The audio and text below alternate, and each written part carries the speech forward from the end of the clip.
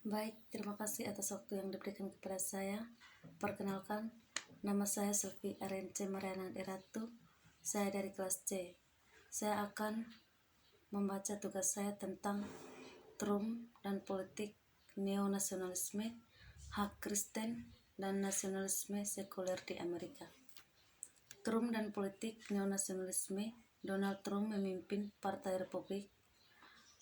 Terlepas dari banyaknya kesulitan yang ditemukan atasnya, dia menjadi calon presiden partai. Trump meyakinkan puluhan juta orang Amerika untuk memilih dia meskipun tidak mengalami partai politik. Trump memiliki sifat-sifat yang justru ditentang lawannya. Sekutu dekat kurang menghargai agama, mengutamakan Amerika, dan tidak keberatan terhadap orang asing yang menjengkan dan menolak perjanjian internasional jika mereka dinilai tidak sesuai dengan kepentingan nasional. Trump adalah penyebab dari konsekuensi dari ketidakkesepakatan politik yang terang-terangan di Amerika. Dia penyebab khususnya karena cara gaya dan jejaring sosialnya. Dia adalah konsekuensi dari proses panjang divisi berkembang sejak Presiden Donald 4 dekade yang lalu. Singkatnya, Obama adalah katalis dan Trump adalah penerima manfaat dari perang budaya kebangkitan Amerika Serikat. Apa yang Amerika bagikan adalah untuk hari-hari yang seharusnya paling menyenangkan dari Amerika putih yang makmur. Ketika impian Amerika tampaknya nyata bagi banyak orang. Bagi banyak orang kulit putih Amerika, ini akan menjadi anugerah tahun-tahun setelah perang tahun 1990-an di awal 1990-an.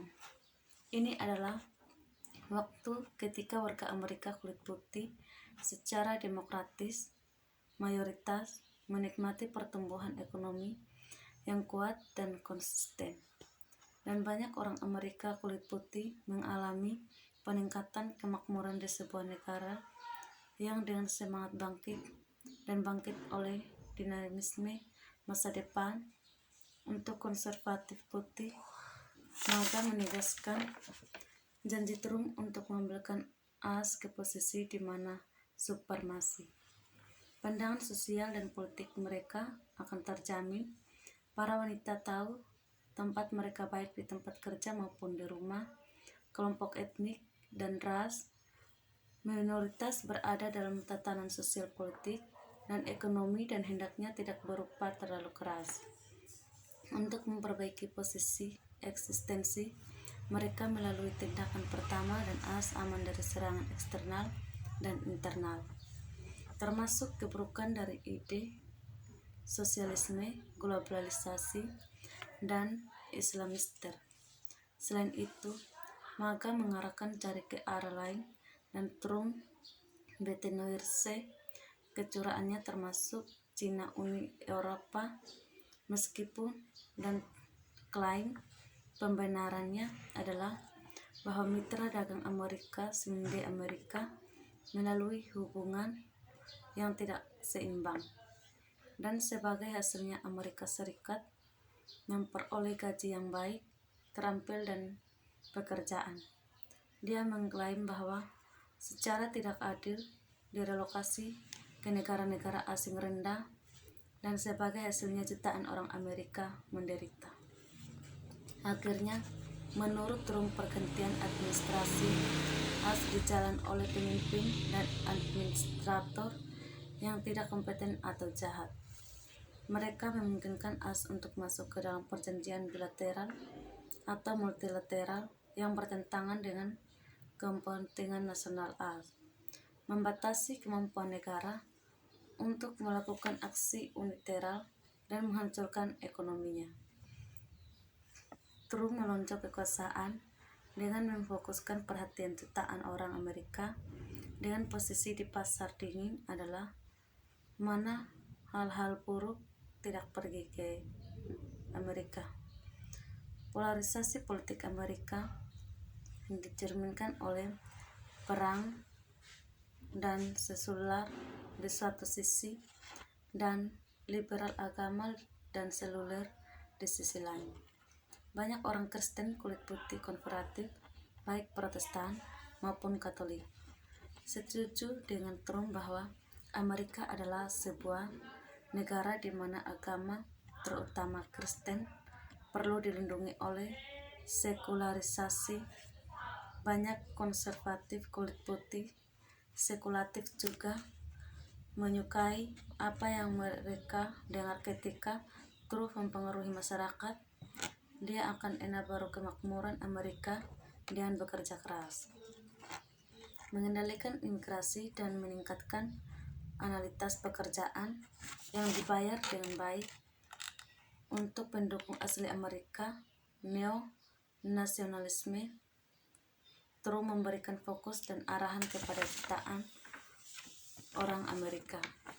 Secara khusus, dari pendukung yang pada tahun 2017 menggambarkan diri mereka sebagai baik banyak setuju dengan Trump bahwa sedang menuju ke arah yang salah dengan berani di dalam rumah dan dalam keadaan. Dan kesetaraan seksual dan gender, perang kebudayaan Amerika Serikat bukanlah hal baru, tapi Trump berhasil mengeksploitasinya untuk keuntungan politik yang tak ada duanya. Dia juga menambahkan itu kontroversial lainnya pada lensa politik yang sudah penuh neo-nasionalisme. Asposot adalah pendatang Jerman dan Irlandia di Amerika Serikat tahun 1882. Akan tetapi, apa yang menyentuh nada adalah penekanan Trump pada roti dan masalah mentega pekerjaan dan epithet yang tidak diinginkan profesional pekerjaan mereka. Individual mengidentifikasi diri dengan bangsanya sendiri dan secara fundamental mendukung kepentingan bangsa itu, seringkali dengan sikap eksklusif atau merugikan orang-orang dari bangsa-bangsa lain yang nasionalisme agama, sekuler maupun agama, sehingga Bergman menyebutnya sebagai neo-nasionalisme 2020. Menurut Bergman, neo-nasionalisme adalah motivis populisme. Hal ini menarik bagi orang-orang yang menganggap diri mereka sebagai pendukung asli negeri, orang non-pribumi sebagai ancaman. Tapi non-pribumi tidak hanya orang-orang neo-nasionalisme adalah politis berbaris nilai. Mereka menentang liberalisme, globalisasi, multikulturalisme, dan kosmopolitanisme. Trump cukup cerdas untuk menyadari daya tarik politik neo-nasionalisme dan memanfaatkan dengan sukses untuk keuntungan pemilu. Bahasa dan kebiasaannya yang berpenduduk dan penduduk asli meyakinkan jutaan orang Amerika untuk memilihnya. Slogan kampanye Trump bukanlah hal baru. Membuat Amerika hebat kembali digunakan oleh Ronald Reagan di Konvensi Nasional Presiden Partai Republik. Kondisi politik, sosial, kultur, dan ekonomi nasional, sering berjalannya waktu, atau perang budaya tetap konsistensi, terutama bangsa Kristen kulit putih melawan segala dan liberal agama khawatir tentang wanita tidak bisa memilih membunuh bayi. Karakteristik ini membutuhkan pendidikan Kristen di sekolah-sekolah dan selama pandemi kemampuan untuk menyembah tanpa campur tangan pemerintah. Secara keseluruhan berarti Amerika Kristen dan hukum untuk apa pemerintah konservatif Kristen. Nasionalisme merupakan ciri kuat identitas individu.